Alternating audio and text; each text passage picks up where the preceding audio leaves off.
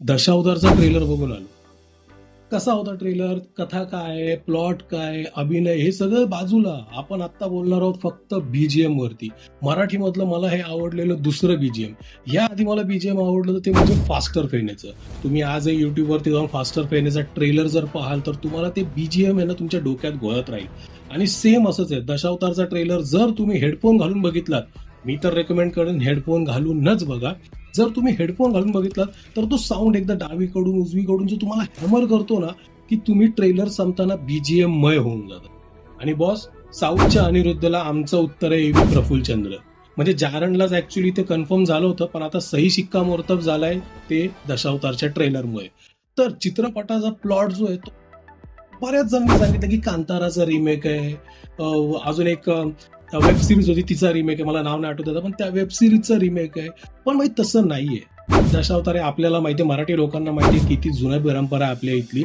आणि ते कांतारासारखं ओव्हर एक्झॅगरेट नाही करत आहे किंवा साऊथच्या मूवी सारखं ओव्हर एक्झॅगरेट नाही करत. ते सटल आहे. त्यांनी मराठी मातीची नाळ नाही तोडली. त्यामुळे ट्रेलर मधूनच मी इतका खुश झालोय, कारण 1.5 मिनिटाचा ट्रेलर संपला तेव्हा मला कळलं की अरे अच्छा 1.5 मिनिटं आत्ता संपलेत. बाप इतका फास्ट, इतकी टाईट एडिटिंग, त्यात ते म्युझिक. म्हणजे खरं वाटत होतं की म्युझिक हे ट्रेलर साठी बनवले खास. मूवी मध्ये याचा वापर असेल नसेल ती नंतरची गोष्ट, पण म्युझिक ऐकताना असं वाटत होतं की स्पेशल ट्रेलरसाठी बनवले. त्यामुळे बॉस, सगळ्यात आधी अभिनंदन एबी प्रफुल्लचंद्रचं की तुम्ही खरंच आम्हाला एक मार्क्स करायला ऑप्शन दिलाय, त्याबद्दल खरंच तुमचे थँक्यू.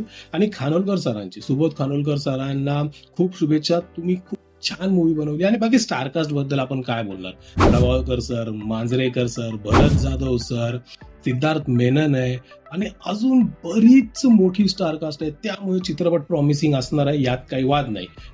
आता थांबायचं नाही. त्यानंतर जारण यासारख्या मूवीनी आपल्याला खरंच एक माज करायला लावला यावर्षी. आणि त्याच्यावरती कळस चढवणार आहे दशावतार. जर तुम्ही अजूनही दशावतारचा ट्रेलर बघितला नसेल, काय करताय? व्हिडिओ थांबवा, जा ट्रेलर बघा.